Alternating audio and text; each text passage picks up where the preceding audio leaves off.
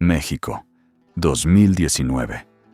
Verónica Castro tenía 67 años, más de 5 décadas de carrera, telenovelas que habían marcado generaciones enteras, un nombre que era sinónimo de algo que en México resulta casi imposible de separar del entretenimiento mismo. Y en ese año, algo se rompió, no en ella, en el mundo a su alrededor.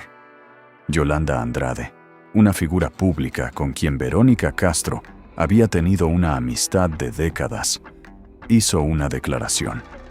Una declaración que ella no confirmó con detalles precisos, pero que tampoco negó de manera que cerrara la conversación. Una declaración que sugería que entre las dos había habido algo más que amistad. Y lo que ocurrió después fue un terremoto. Los medios explotaron. Las redes sociales se llenaron de opiniones. El nombre de Verónica Castro estuvo en todas partes. Y ella, Verónica Castro, desapareció. Se retiró de las redes sociales. Canceló compromisos. Se alejó del ruido con una velocidad que dejó al mundo con la boca abierta. ¿Por qué? Esa es la pregunta que vamos a investigar. Pero no de la manera que los medios la investigaron. No como un escándalo, no como una controversia, no como el tipo de historia que se consume en 2 minutos y se olvida en 10, sino como lo que realmente es, la manifestación final de algo que llevaba décadas construyéndose, la fisura visible de una imagen que había costado toda una vida mantener. Porque para entender por qué Verónica Castro reaccionó como reaccionó en 2019, hay que entender algo mucho más importante. Hay que entender el precio que ella había pagado durante más de 50 años para ser exactamente lo que México esperaba que fuera. La mujer perfecta, la sonrisa que nunca fallaba, el talento que siempre respondía, la figura que se mantenía sin importar lo que ocurriera detrás de cámaras. La sonrisa siempre estuvo ahí, aunque el dolor también.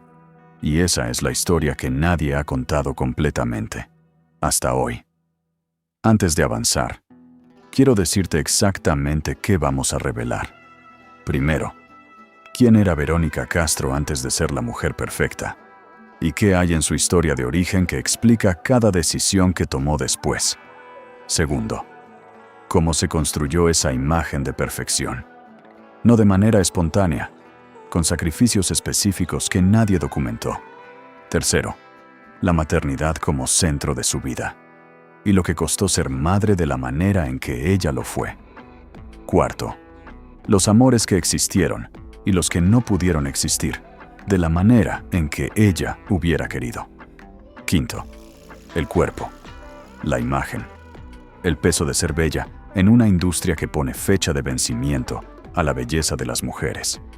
Sexto, 2019, y lo que ese año reveló, no sobre su vida privada, sino sobre el precio acumulado de 5 décadas de perfección. Y séptimo, la pregunta que lo sostiene todo. ¿Cuánto tuvo que sacrificar Verónica Castro para convertirse en la mujer perfecta que México admiraba? Empecemos. Para entender a Verónica Castro, hay que ir muy atrás. Mucho más atrás de los reflectores, de las telenovelas, de la fama.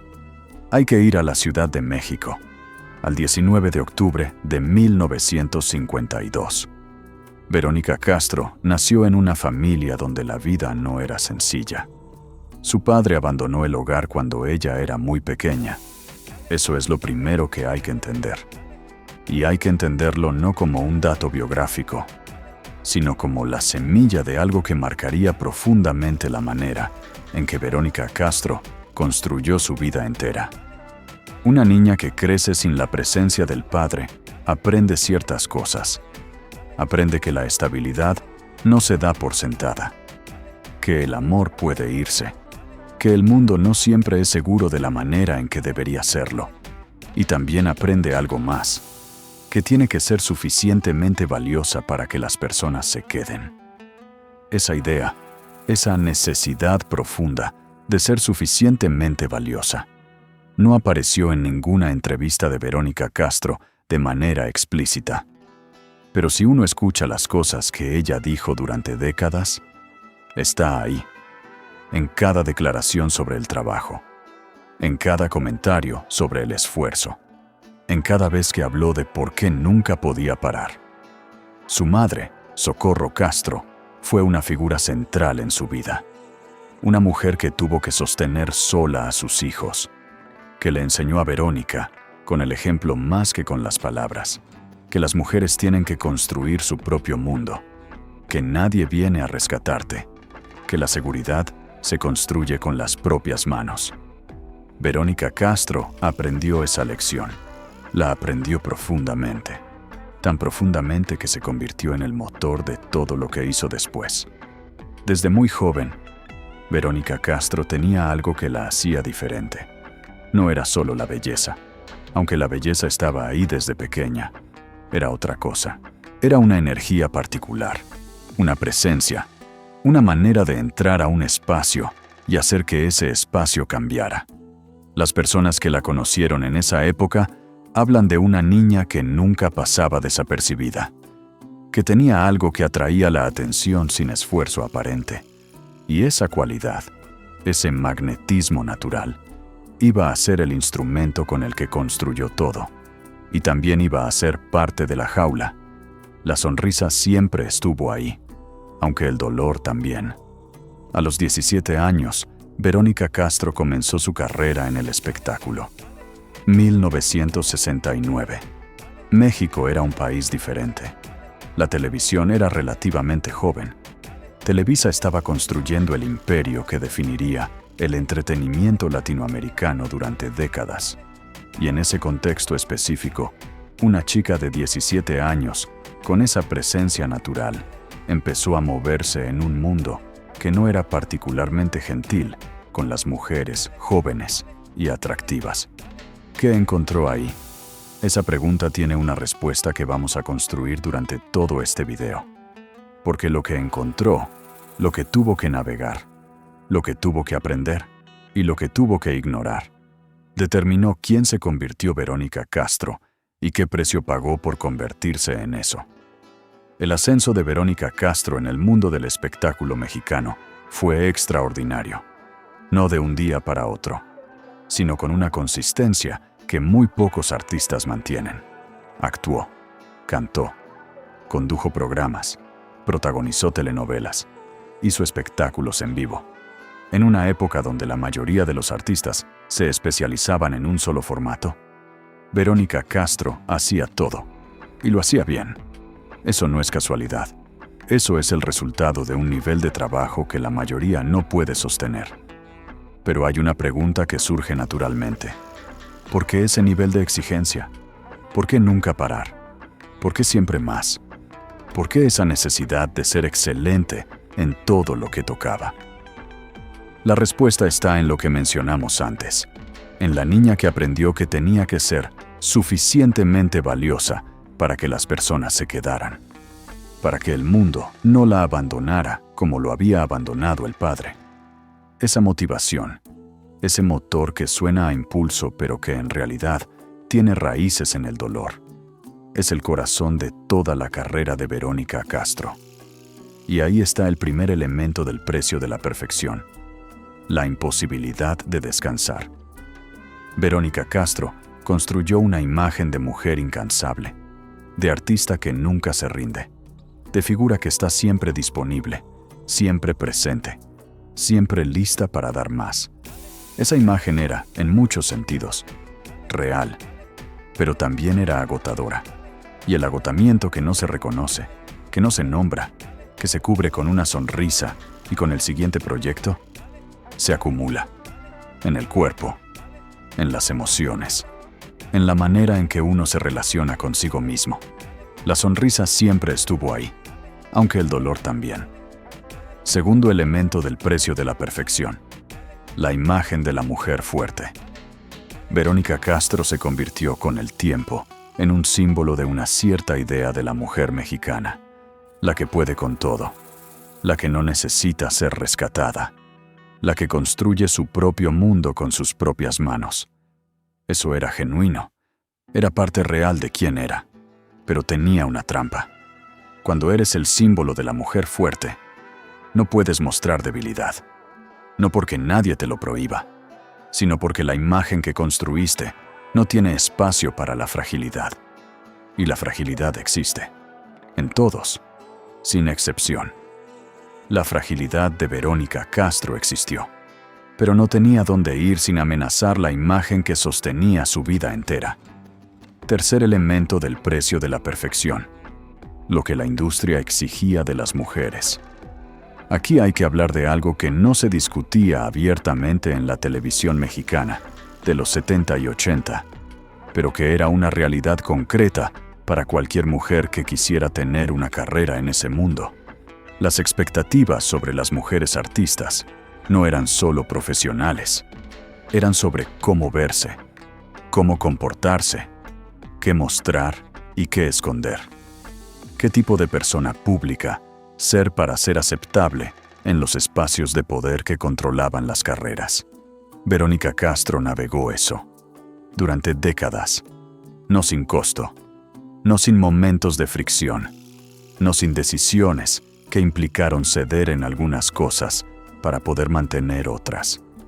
¿Cuáles cosas cedió? ¿Cuáles mantuvo?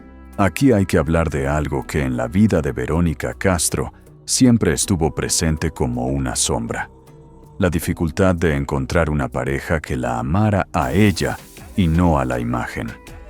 Cuando eres Verónica Castro, cuando tu nombre es una institución, cuando tu presencia en un espacio cambia la naturaleza de ese espacio, encontrar a alguien que te vea como persona y no como figura pública es extraordinariamente difícil. Los que se acercaban por la imagen eran muchos. Los que podían estar con la mujer real detrás de esa imagen eran pocos.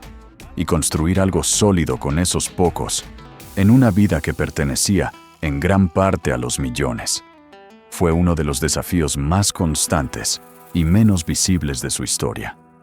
Y hay otro elemento en la vida amorosa de Verónica Castro que llegamos al punto en que necesitamos nombrarlo: las especulaciones sobre su vida privada, los rumores, las preguntas que circularon durante años sobre aspectos de su vida íntima que ella nunca confirmó ni negó completamente.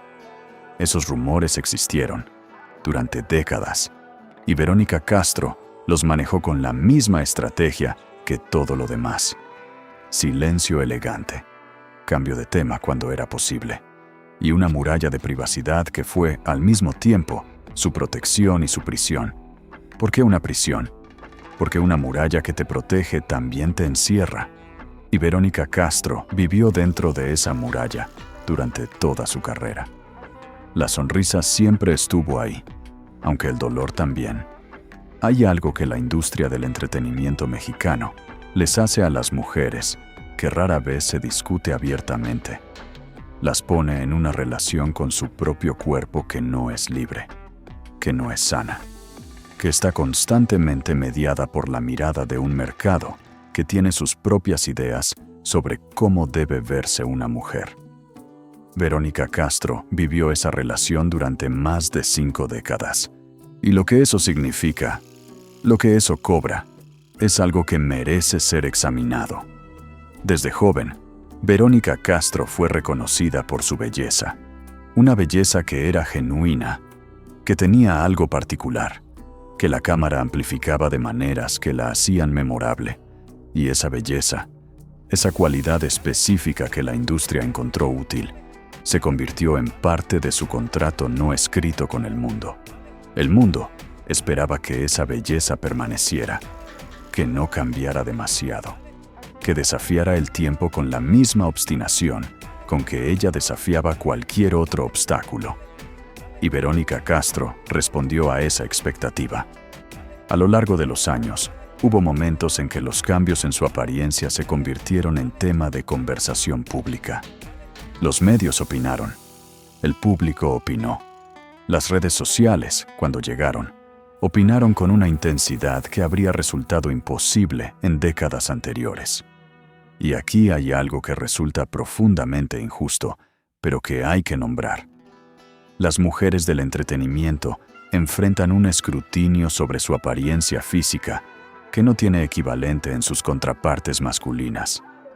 Un actor puede envejecer, puede cambiar su físico, y frecuentemente esos cambios se describen como señales de profundidad, de carácter, de experiencia vivida. Para una actriz, el mismo proceso se describe diferente.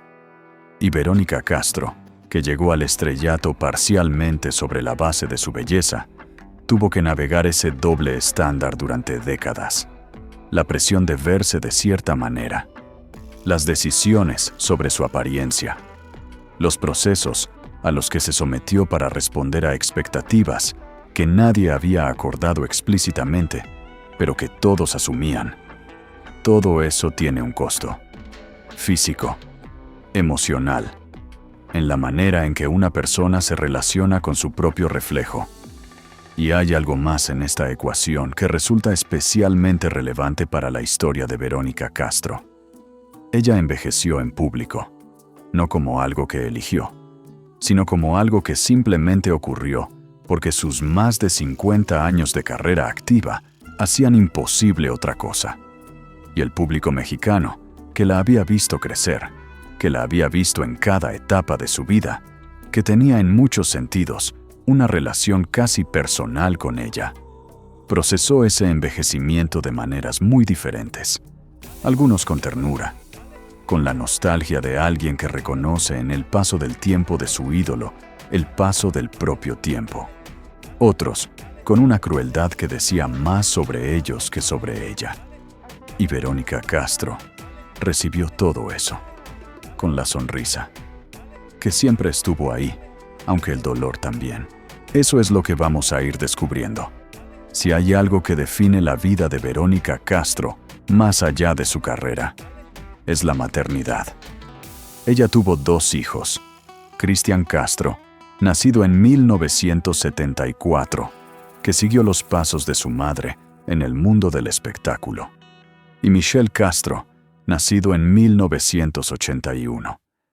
Pero lo que hay alrededor de esa maternidad, lo que ocurrió en el contexto de esas decisiones, es más complejo de lo que los perfiles superficiales muestran. Los padres de sus hijos nunca fueron confirmados oficialmente por Verónica Castro con el mismo nivel de apertura que el mundo esperaba. Ese es un dato. Y ese dato, en el contexto de la época y del ambiente en que vivía, dice algo muy específico. Dice que Verónica Castro eligió construir su familia de una manera que no se ajustaba completamente a las expectativas convencionales. Que eligió ser madre de cierta manera que requería valentía real.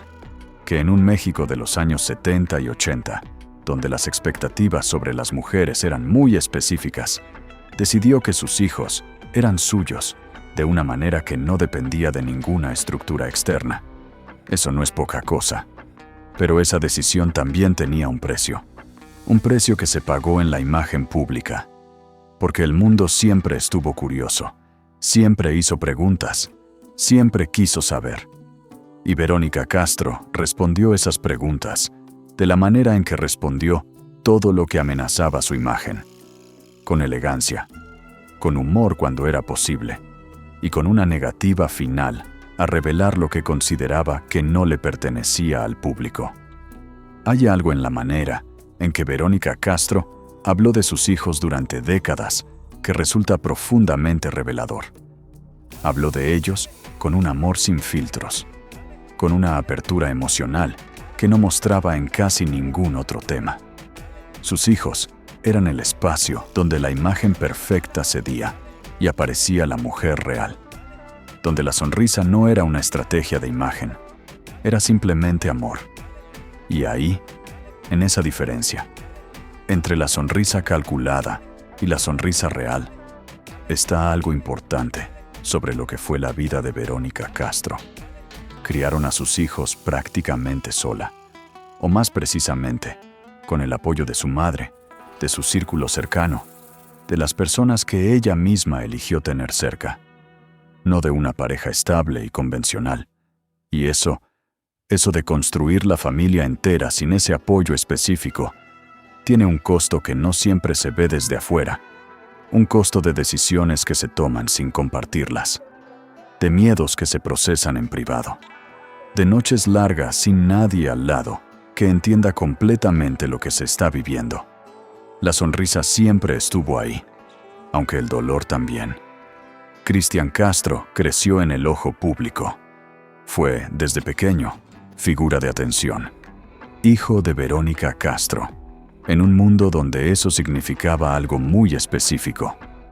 Y la relación entre madre e hijo, a lo largo de los años, tuvo sus propias complejidades, sus propios momentos de tensión, sus propias etapas difíciles que ambos navegaron a la vista de un público que tenía opiniones sobre todo. Verónica Castro, en esas etapas, dio muestras de algo que define la parte más importante de quién fue como persona. Nunca abandonó a sus hijos. Nunca los usó como herramienta de imagen. Nunca convirtió su maternidad en espectáculo cuando podría haberlo hecho. Eso tiene un valor que ninguna telenovela puede capturar.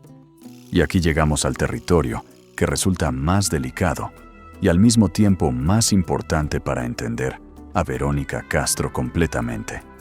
Los amores. Lo que existió. Lo que no pudo existir de la manera en que ella hubiera querido. Y lo que tuvo que guardar para proteger una imagen que su vida entera dependía de sostener. A lo largo de su vida, Verónica Castro fue vinculada sentimentalmente con distintas personas. Algunos de esos vínculos fueron confirmados. Otros existieron en el espacio de la especulación mediática. Otros fueron silenciados con la misma elegancia que ella aplicaba a todo lo que amenazaba la imagen. Lo que sí es claro, lo que emerge de décadas de observar a esta mujer en entrevistas, en apariciones públicas, en declaraciones, es que la vida amorosa de Verónica Castro no fue la historia de amor feliz y completa que México le hubiera querido dar. Fue más complicada, más solitaria, más marcada por renuncias que por realizaciones. En una entrevista que se recuerda especialmente por la honestidad inusual de sus respuestas, Verónica Castro habló de la soledad, no en términos abstractos, en términos concretos y personales.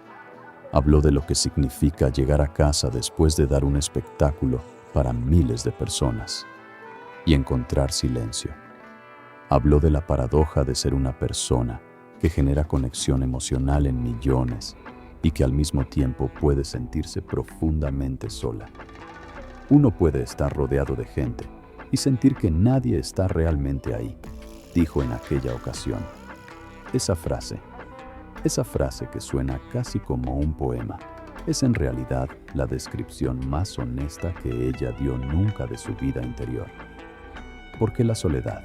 Volvamos a 2019, porque ahora que conocemos la historia completa, lo que ocurrió ese año tiene un significado completamente diferente. Cuando Yolanda Andrade hizo sus declaraciones, cuando los medios se lanzaron sobre la historia, cuando el mundo entero empezó a hacer preguntas que Verónica Castro no tenía la intención de responder. Lo que ocurrió no fue solo una crisis de imagen, fue algo mucho más profundo. Fue el momento en que décadas de control cuidadoso, de gestión milimétrica de la imagen, de sacrificio constante de la privacidad en el altar de la imagen pública, se encontraron con algo que no podía controlarse completamente. Y la respuesta de Verónica Castro fue retirarse. Hay que entender por qué ese retiro fue tan significativo. Verónica Castro no era una persona que se retiraba. Era exactamente lo contrario. Era la persona que siempre volvía, que siempre respondía, que siempre encontraba la manera de estar presente. Su retiro en 2019 fue tan inusual en ella que en sí mismo ya era una declaración. Una declaración que decía, esto es diferente. Esto toca algo que la imagen habitual no puede manejar. Esto es demasiado cerca del centro. ¿Qué había en el centro? Aquí es donde la investigación se vuelve más honesta y más respetuosa al mismo tiempo. No lo sabemos completamente, No tenemos acceso a lo que Verónica Castro sentía en ese momento. No tenemos acceso a las conversaciones privadas que tuvo con las personas más cercanas. No tenemos acceso a lo que decidió en el silencio de su casa, mientras el mundo hacía ruido afuera. Lo que sí sabemos es esto. La pregunta que el mundo le hacía en 2019 no era solo sobre una relación pasada con Yolanda Andrade. Era una pregunta sobre quién era Verónica Castro en los espacios que la imagen perfecta no había podido cubrir completamente. Y esa pregunta, después de 5 décadas de construir esa imagen, era demasiado grande para responderla públicamente, o demasiado íntima, o demasiado costosa. Hay algo en la reacción de Verónica Castro en 2019 que, visto a la distancia, genera más admiración que cualquier cosa que haya hecho en pantalla. Eligió protegerse. Eligió decir, esto no es tuyo.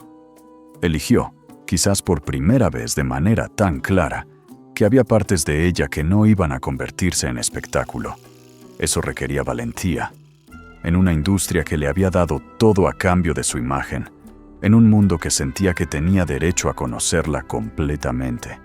Decir no de esa manera requería exactamente el tipo de fuerza que ella había demostrado toda su vida. Pero también fue un recordatorio de lo que esa fortaleza costó. La sonrisa siempre estuvo ahí, aunque el dolor también.